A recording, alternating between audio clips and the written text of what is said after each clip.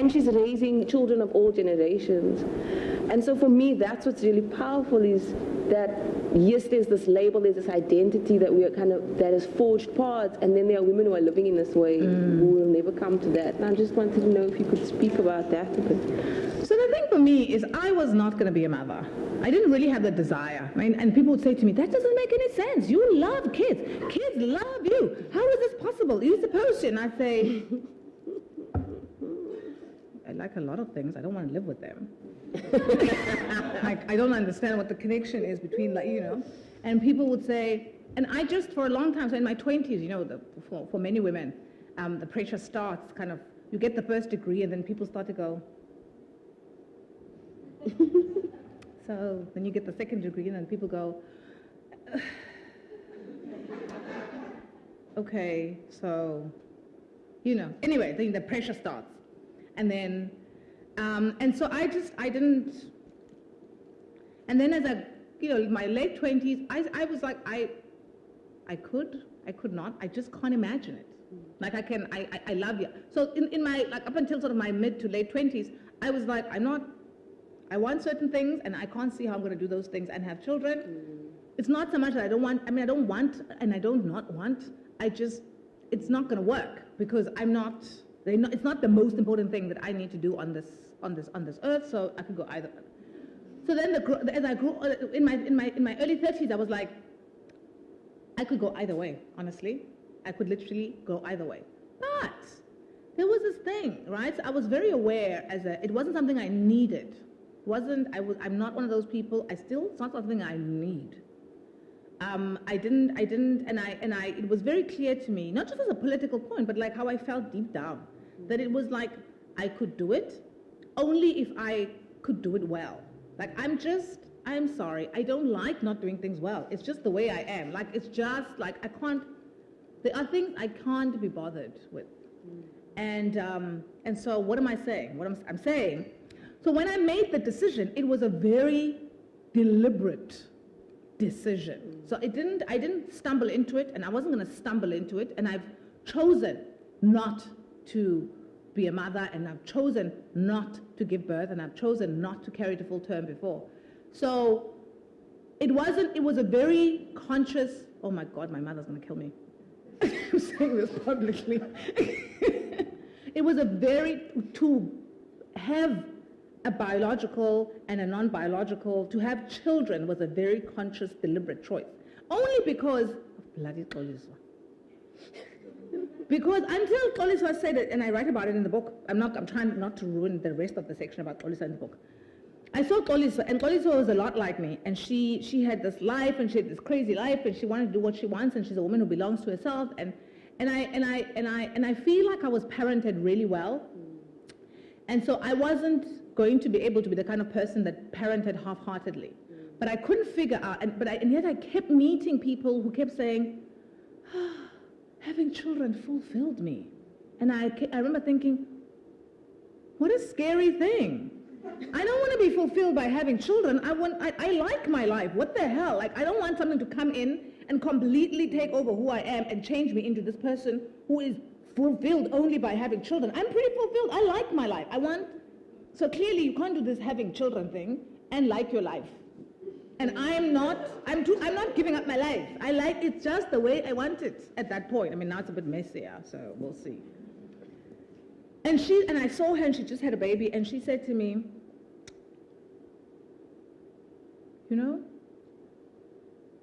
I said, oh my God, the baby's so nice. I was a bit nervous, so I was like, oh my God, now she's gonna be weird too. and I got there and the baby was like still like at that like new pink, like they're pink, even black babies were fair, like a very pink, like the first 3 weeks, like babies are very strange things. They look like kind of chewing gum, right?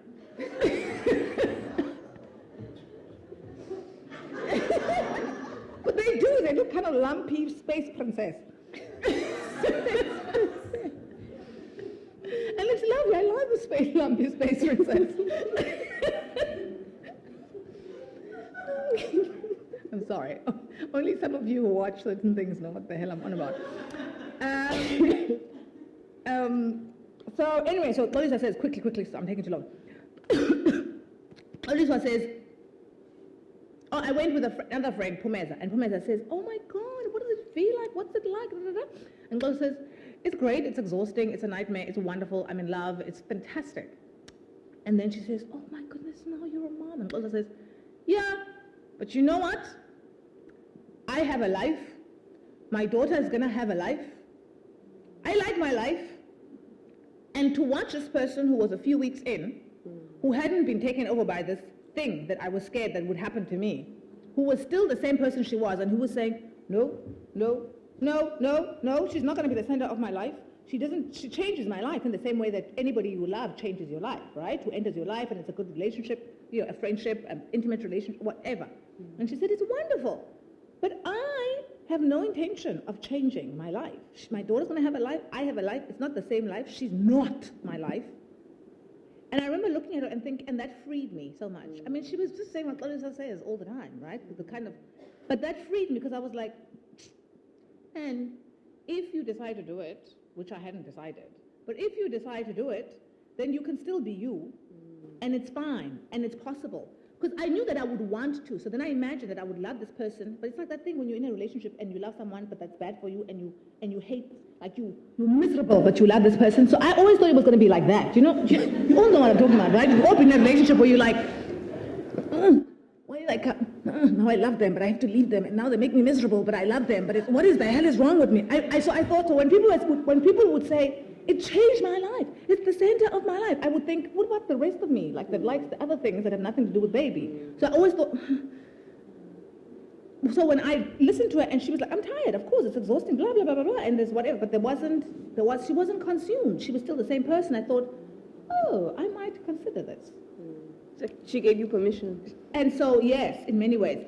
But also, of course, I mean, there's so much romanticization of parenting, right? And so much guilt. Like, we're supposed to feel bad about the fact that sometimes we want them to leave us alone. But of course you want them to leave you alone sometimes. It doesn't mean you love them less. It's just sometimes you just don't want someone in your face and in your body and touching you and talking to you. Like you just, you know? And it's not because you don't love the person, it's because you're a human being. And there's all of this nonsense in this country also about, oh, but we Africans, we raise children collectively. And I'm like, where are these Africans who are raising these children collectively? I don't know any of them. We all raise them collectively. And so it's shit. And people take enormous permissions with your child. You're like, I'm sorry, you're not doing the work. You don't get a say. There's no collective. Like, I'm doing the work. I'm staying up. I'm being vomited on. I'm like running around. I'm being like sleep deprived. I have to listen to like endless stories of like Lumpy Space Princess and Spider-Man. You know, sometimes I have to get woken up to hear all these things. And it's my shoes that get tried on and left in the wrong part of the house. Like, no, we're not sharing, right? You don't get to share the fun authority part. But it's like this myth. And then I thought, but hang on.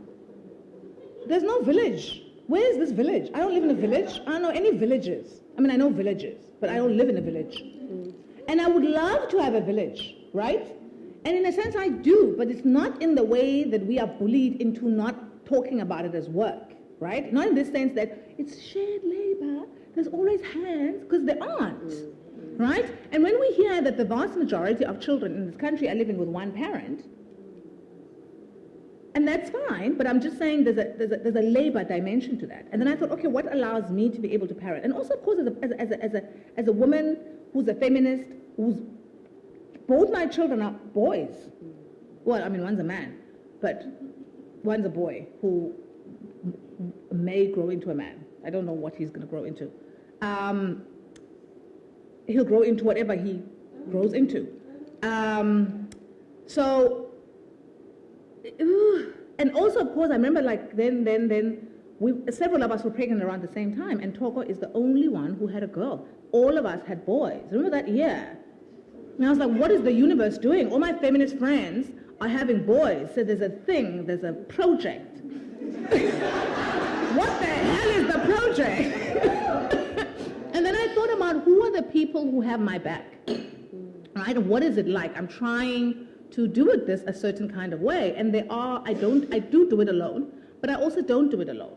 It helps enormously to have a friend who has been a friend since we were 21, who self-identifies as a feminist and who's a man, who's a black man, who one day just hearing me on the phone, like falling apart, my partner was like being ridiculous and having a meltdown, and I was like, what the hell, this child thing, who on a lecturer salary hopped on a plane every weekend for like 5 or 6 weekends to come so I could have a little bit of time. So I could have him, this person that I've loved since we were 21, and who's my child's kind of favorite uncle, and you know, and that makes a difference to have Angelo do that. It's like, it makes a huge difference to how I parent. It makes a huge difference to have Achieng know when my child, when my 9-year-old is lying about how he feels, to know him that well, to be able to read his face and do what I do because she's made that, you know, it makes a huge difference. But it's not but we're all exhausted. It's not a village, like a, hey, you take 5 minutes, I'll take 20 minutes.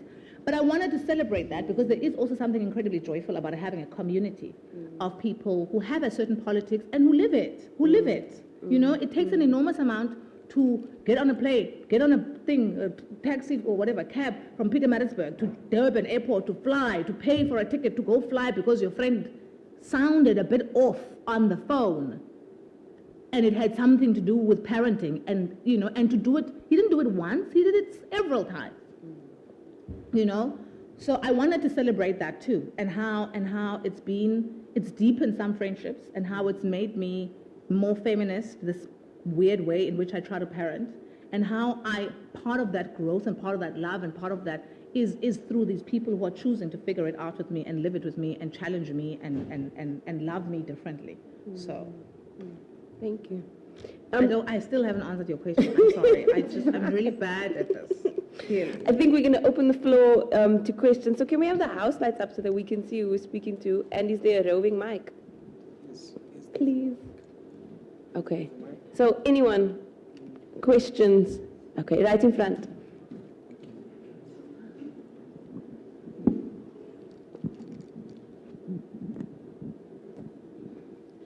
I don't have a question. I just wanted to thank you for being. Because, and I keep telling people this many times, that the first time I ever heard of a thing called feminism, it was about people that were burning bras, people that hated dick, and it wasn't me, so I walked away.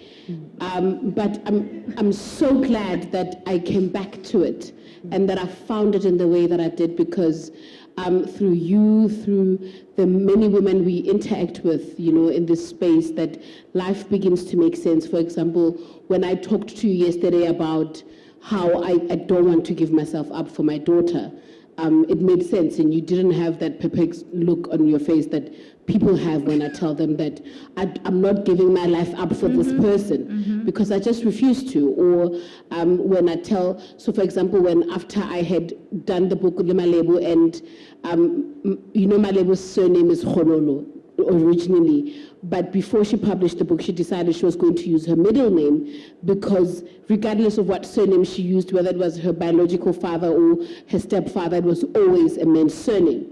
And I then informed how I feel about my child, about if I say I'm not giving her father's surname because then it's her father and it's a man, I give her my surname, which is my dad's surname. It's always a man's surname. So informing that I'm going to give her a double barrel surname until she decides what she wants to do. So I don't think that you realize, you and the many women that exist in this space today, what it means for us to be able to verbalize, to see ourselves through you, and to know that we can make decisions that are not quite palatable, but be happy, which is a thing where even when we watched our grandmothers do the things that were important and were very, made them happy and set them free, but also earned them, and our grandmothers that lived in villages earned them the names of witches, you know, because they were not conforming and they were not doing the things that were being expected of them. And I just wanted to say that this is such an incredible time to be alive, and to have you be part of the things and the people that we see that verbalize how we feel is very important. And I hope that on the days when it's difficult to wake up, because there are those days, that you remember the many brown children, women that have held on to your words, that are holding on to your words, and are being and living because of you. Oh, Thabiso. At the back.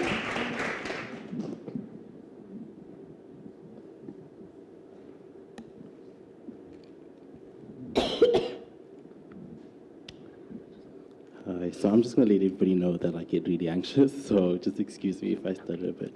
My name is Quincy, and I'm a black queer self-identified as a feminist. And the moment I heard the term feminist and I knew what it meant. I'm sorry. Sorry. I'm 44. The moment that I knew what the term feminist meant, I was like, okay, I'm a feminist, obviously, and I just completely put myself into that space, especially during Fees Must Fall and the political climate at UCT. It was obvious for me that I was a feminist. But I noticed that in certain spaces and in certain conversations, I would cause harm just by giving my opinion. And I wanted to ask, at what point do you think that harm becomes detrimental? Can a man or a cis man identify as feminist? And do you think that that harm that we cause, should it be acknowledged, and how do we help, and how do we make it better? Do we just become allies? Is it safe for me to write a book on feminist as a cis man? At what point do we how are we limited as cis men? Your answer. Thabiso, thank you so much. You have no idea how precious those words are to me, because you know, it's hard work sometimes, and there's a lot. We make it look good, don't we? And easy. But there's lots of hidden work, and there's hidden, and so and I think what you're saying. And I think you're being so incredibly generous, but I could say the same about you, and so many people feel the same about you. So thank you. And it's kind of, I don't want to say, well, tell you, and then tell you what you know, right? But it gives me enormous joy to hear that and to receive it. I think, though, there's one thing that I disagree with you on a little bit. Or maybe a lot, I don't know, I'm still deciding. I'm not so sure. This thing where we say our surnames are our fathers. Yeah, but you carry it your whole life too. And so for me, yeah, it's my father's surname, and it's my aunt's surname, and it's my grandmother's surname. It's mine too, right? At some point, it becomes mine. So I'm just wondering. So if I give my son my surname, like if I give my daughter, I don't have a daughter, but if I give my daughter my surname, and my daughter gives her daughter my surname, and my granddaughter gives her daughter my surname, why is it still my dad's? I get it, because that's how, but what if you and I get married and we take each other's surnames and we give our children both our surnames? Why do our children have our father's surnames? Why are they our father's surnames? Why are they not the surnames of their two mothers? At which point does it become our surname too, when we are the one who passed it on? I think with our generation, there's that level of thinking about it. Whereas with me, there was no choice. It always was. You watch shows like Udada, where people think that by going to get their father's names and doing that. So for me, it was just I hear you. wanting to give my daughter the choice. No, absolutely. And also because she belongs to both families, for me is the thing, and she ought to be able to identify with both of them. And if at 18 she feels like this one can be done, send me right or whatever, then but but she must have that choice. For me, it's about giving her the complete and utter choice of where she wants to take her life and to make her own mistakes. Yes, but the mahlabe she gets from you, right? Whether she keeps it or not, it's yours too, right? So I guess that's what I'm like. Because so much of women's labor and women's stuff gets lost, right? Because we so for example, I just, it's something I kind of battle with a little bit. So I think it's not just in you saying it, it's something I've been thinking about for a while. So for example, I have my dad's surname, technically, right? So I take my dad's surname. And my dad's parents were married, and their married surname was Khasoi. And Gqola was my dad's mother's surname. And because it's something that she and her sisters try to do, and they move their kids around for education in early apartheid South Africa. So then some of my dad and some of his siblings' surnames changed to their mother's surname in order to be able to pretend to be able to live in Cape Town for a while, for example, and to be able to go and to pretend that they were my aunt's children, right? So yes, I have my father's surname, but it's my grandmother's surname. Technically, my surname should be something different, right? And it's not even that thing that people like to do with like, oh, but you were not married. They were married. Technically, legally, you look at my grandparents, they have the same surname, and all their bureaucratic subjectivity was negotiated using a different surname, right? And so when I'm giving, so I feel like it is my dad's surname because I adored my dad and I'm fine to have it because he was my parent and he was fine. But when I give it, when it's part of what I give to my son, it's my surname too, though, right? So I'm just not, I don't know. And it's my grandmother's surname, so I'm just not ready to for it to be just my dad and just my brother and just my male cousin's surname. It's theirs, but it's mine too.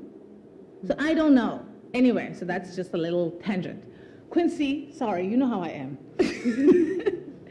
Quincy, do I think men can be feminists? Yes. Do I think that all women feminists think men can be feminists? No. Do I think the women feminists who say men can't be feminists, can't identify as feminists, are wrong? No. They're right. And I'm right. And do I think that as a woman feminist, I want to spend time fighting with other women feminists about whether men can be feminists? No. Because I don't think they're wrong, but I don't think I'm wrong. And so, yes, I have men too. I don't want to say men like there's an army of men who are feminists because I wish. You know this too. I'm not. I think that feminist men who are really feminist men probably aren't going to force the issue of being able to self-identify as feminists in women feminist company. I don't think that they get to be allies. I think that patriarchy is all our business. And I think if we're feminists, then we're taking that on, regardless of what bodies we present in, regardless of what gender we socialize into. And I think it comes with responsibility. And I think it comes with, I don't think that every feminist should be speaking and taking up space in every feminist space. I think that there's place for all of us to have humility. So I think that when I'm entering a space of 19-year-old working class feminists, I should definitely speak a hell of a lot less, right? And I think that if I go there and I speak as though this is my event, then there is violence in that. It doesn't make me an ally. It just makes me, and I'm not even going to pretend that I always immediately do the work and recognize that I have a little more power in every single space, but I mean, we all works in progress, and we all, and part of making that commitment is making the commitment to do better. We mess up, we're human beings.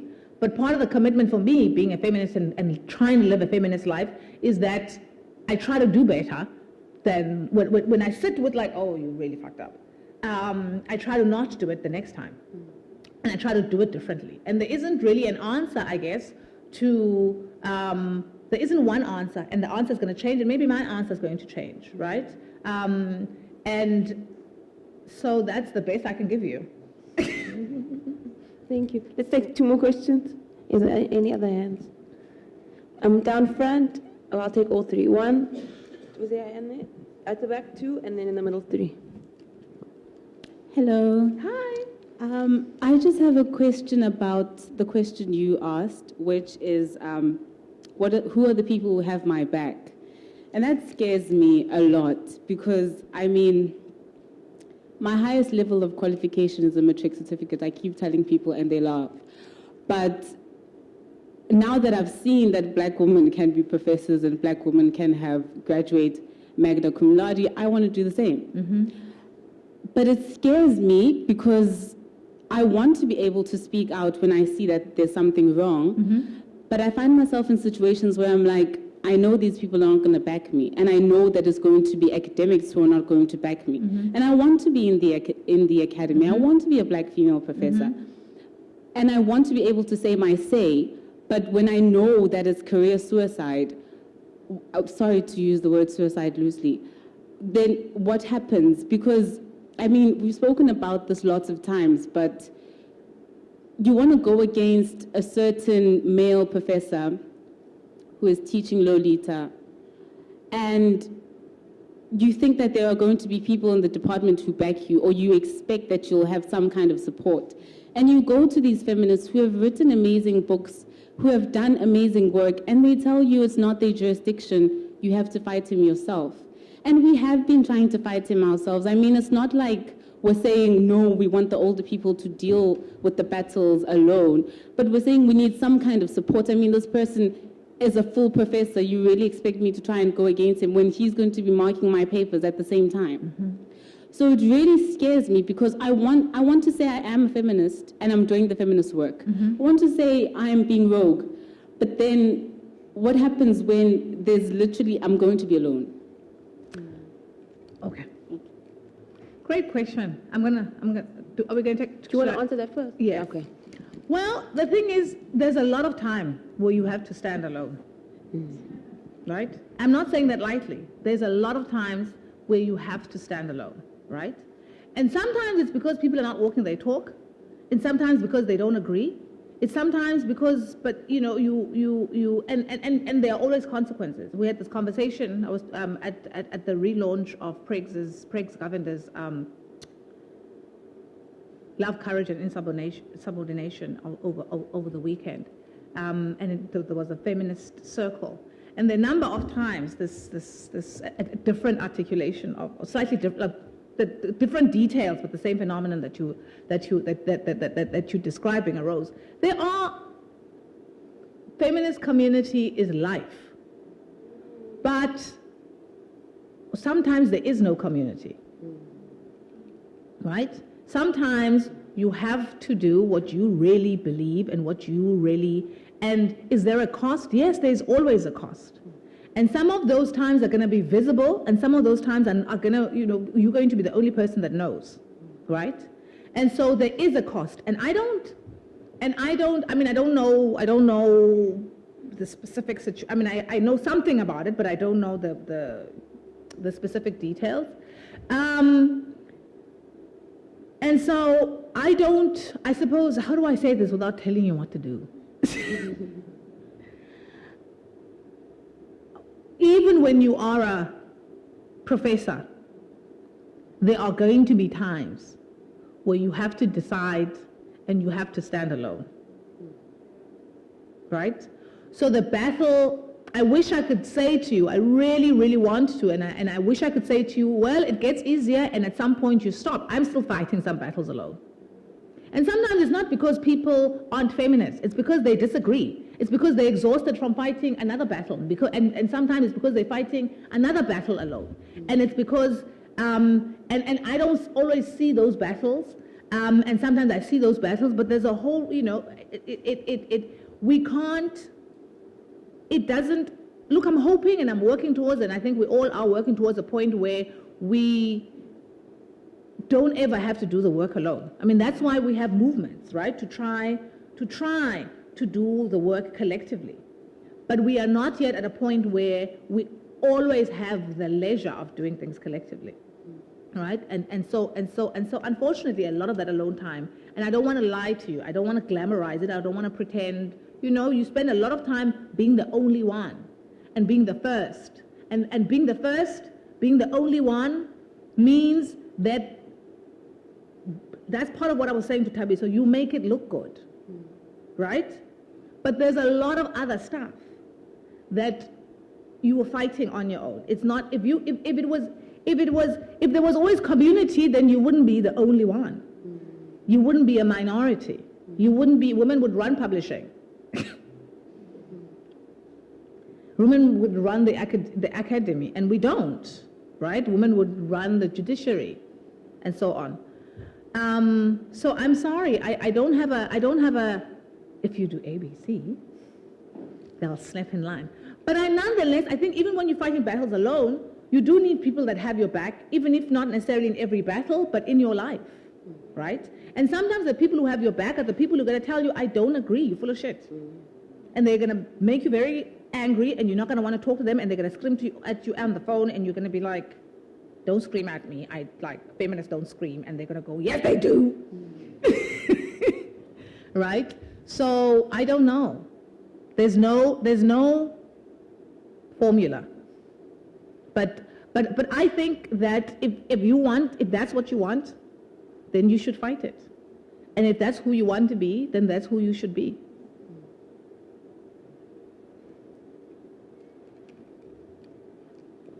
At the back.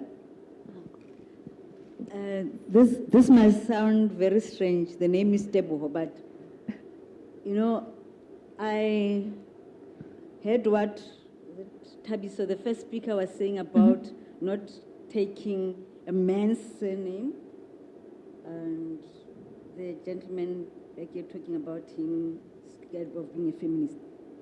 It makes me actually wonder, what is a feminist anyway? Because I get the impression that you must be anti-maleness or manhood, then you're feminist. That's the impression I get, especially from Tabiso's concern about carrying the man's surname. So it actually concerns me that it looks like, that's why she mentioned, you know, when the feminist movement started, there was that whole bra throwing thing and stuff like that. I get the impression that you can't be a feminist and embrace your femininity. You have to be sort of, not rogue, but want to be like, you know, in a very testosterone way, not progesterone way, if you get what I mean. Okay. So I need, you know, just getting, because it's concerning me, because it looks like being a feminist for me is now something else. I need just clarity of what you actually mean when you keep on saying, I'm a feminist, I'm a feminist, I'm a feminist, be feminist, you know? Yeah. Thank you.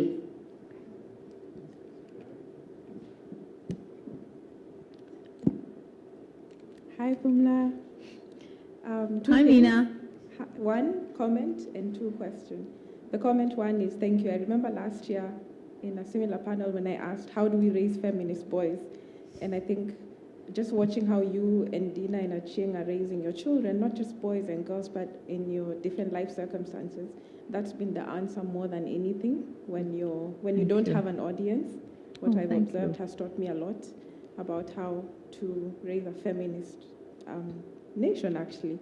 And two, the question is, I think you've alluded to it in all the questions that have been asked so far, but how do you navigate that continuum between being prescriptive and being passive about what you see in your intimate friendships with your women?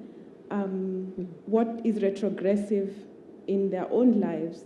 Because I think I've had conflicts with some of my close friends and lost friends because of either being too passive or being too prescriptive about these are your choices, yes, but this is really anti-feminist if you think you're feminist, and you need to rethink this just for your own life, not I told you so or I know better than you in a non-self-righteous way. Of course you can be self-righteous with your friends. If you can't be self-righteous with your friends, who on earth can you be self-righteous with? And hopefully they can just like make you unself-righteous. Thank you so much. I think that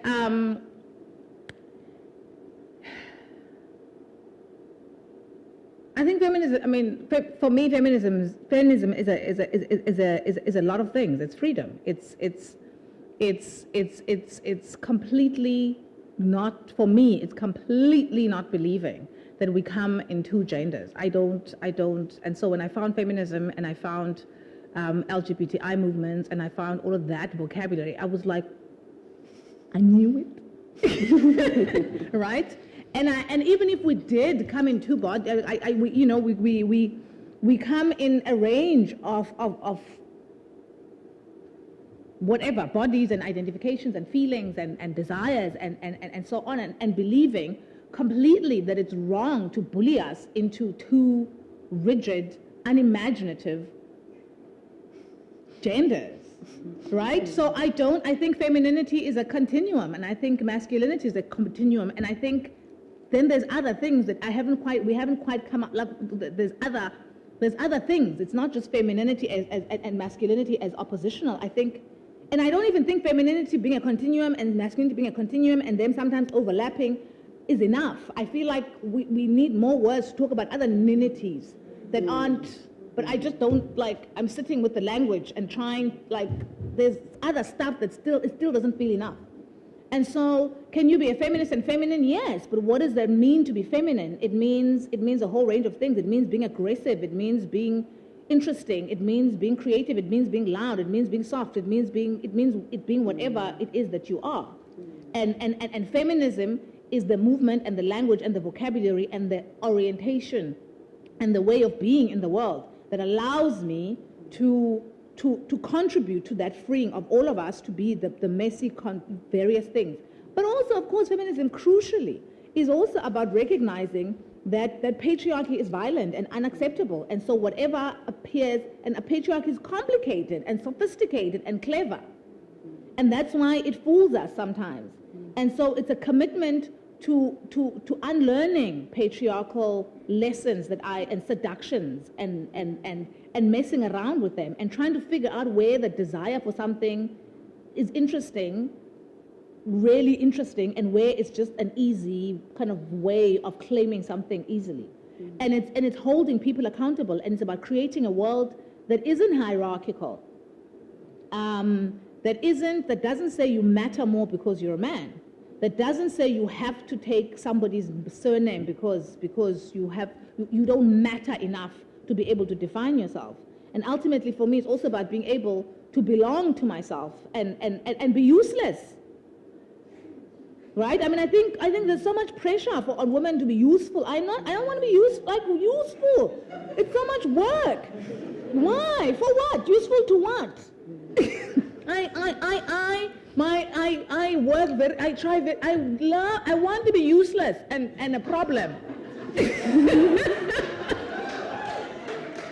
The only reason I'm not a problem for Pierre and his peers is because I don't think I would do well in prison. Right? So there's a bit of a limitation to but in principle, I want to be a complete problem. Right? Not a problem not in destructive ways, but in creative ways. And that's what feminism is for me. It's movement. It's knowing that when the most powerful man in the country, or knowing that there's something wrong with the most powerful man in the country being who he is after Fezeka. And it's the ability to say that. If I didn't have feminism, I wouldn't know how to say that and how to believe it and how to mean it. It's being able to not mind my business when I'm driving and I see some young man drag a young woman on the side of the road, and I don't know what happened, and I don't know, and yeah, he could have a gun, but it's just like forgetting to mind my business. And it's backing up other people who don't mind their business. And it's dissenting, and it's movement, and it's trying, Nina, to hold myself accountable, but also recognize and also learning to have compassion for myself. It's in really trying to believe more and more, even if I started out believing it, that our bodies are not who we are, but our bodies matter. And it's all of those things. It's paying women and men and people of any and all genders what they should get paid. It's trying to negotiate the contradiction of being a feminist in a capitalist context. It's wanting a world that doesn't bully people into stupid, marginal, violated positions. And is it aggressive? Yes. Is it always aggressive? If it wants to be, if it needs to be, yes. Is it gentle sometimes? Yes, if it wants to be. And it's in recognizing that, and this is, I suppose, a prescription thing as well. You know, it's in checking myself too. It's in recognizing that sometimes, look, man, there are times when young people, I know, and I'm not supposed to say young people, people in their 20s, there's times when people in their 20s, some of their feminist icons, I don't understand. I'm like, I get it, I can dance to it, I know how to dance to it, I don't understand though. But also recognizing that who are my icons? Are they feminist? It's in the messiness, right? It's in, so I was saying to, what's his name? Jerry. I was saying to Jerry earlier on, is he playing Rihanna because he knows I'm the queen of the Navy? And then, of course, he played, and I was happy. And then immediately after that, he thought about all the feminists in the hive, clearly, and played Beyonce. And I was like, but it's not their thing. It's my launch. I want more Rihanna, right? But anyway, so it's all of those things. It is the hard edge of political movements. It is the battles you have to fight at work. It is the freedom of learning to love differently and to desire differently and to not police myself and not to police others and hopefully and so on. And then sorry, I can go on and on. And Nina, you know, thank you. But you know we're messy too, right? We don't always get it right. And the gift for me, which is part of why I did a Mothering Feminist's Life chapter, is also just the enormous reward of having people who, look, I mean, I'm saying nice things about Xolisa, but Xolisa also will call you in the middle of traffic and be like, and you're like, hi, love. And she'll go, I'm not happy. Listen, just listen, don't talk. I'm very unhappy with you. And then we'll rattle off these things that I did. And I'm like, I'm in the middle of traffic. I don't have, like, leave me alone, right? So it's not all like we're sitting around going, you great girl, you too, girl. Sometimes I'm like, just leave me alone. Or sometimes I go and I'm like, my friend, you know, these people and the stuff, and I'm miserable. And she goes, you're so dramatic, right? And so it's in knowing, and sometimes she's right? It's in knowing me well enough to know, like, sometimes I'm just being, yeah, there's an issue, but like, really, Pumla, what do you think is going to happen? Like, this is one of those that you laugh off. And I don't necessarily want to laugh at that moment. And of course, if someone doesn't know you well enough and isn't doing the work in the friendship, they might laugh at you at the wrong place, and then you stop being friends with them.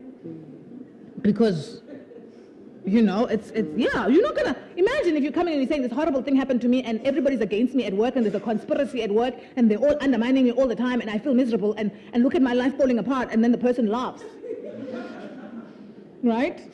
Like, it has to be the right person who laughs. And then you think, okay, there's no conspiracy. So, yes, I mean, I think, but the policing, I mean, I think sometimes it's hard in intimate relationships, and I mean partnerships and I mean friendships, and I mean families and whatever, to know the line. I don't know if it's a line, the quicksand where accountability and holding ourselves responsible and holding people we like accountable and saying, I'm sorry, you did something dodgy there, and policing it's not easy, but you make those decisions, and sometimes they're costly and sometimes they're rewarding. But I certainly want to be told. I don't want to be told by everybody, right? Because you have to earn, I think. You have to earn trust. I mean, I think our parents sometimes, bless them, but like honestly, I think this thing like you trust people until they betray you. Why? Maybe it's the other way around. Maybe people being able to, maybe people should like maybe you shouldn't assume that everybody has. I want to be a happy hippie butterfly, but there is also the reality that not everybody has your interest at heart. But at the same time, we cannot be walking around affirming each other when we are when we're up to nonsense. We have to be able to hold each other accountable and one another accountable. Oh, they're doing the lights thing. Yesterday they did the music. So we do have to wrap. Can we please just have a big round of applause to say thanks to Pumla? So the book is on sale. Pumla is going to be outside in the Homecoming Center signing books. And then also just to thank Leopard's Leap, the sponsor of the festival. And also, please support the Open Book School Library Project. Can you imagine if every high school had this in the school library? Someone please donate a copy of Reflecting Rogue to the Open Book School Library Project. Thank you, everybody. And thank you, Pumla. Thank you so much, Toni.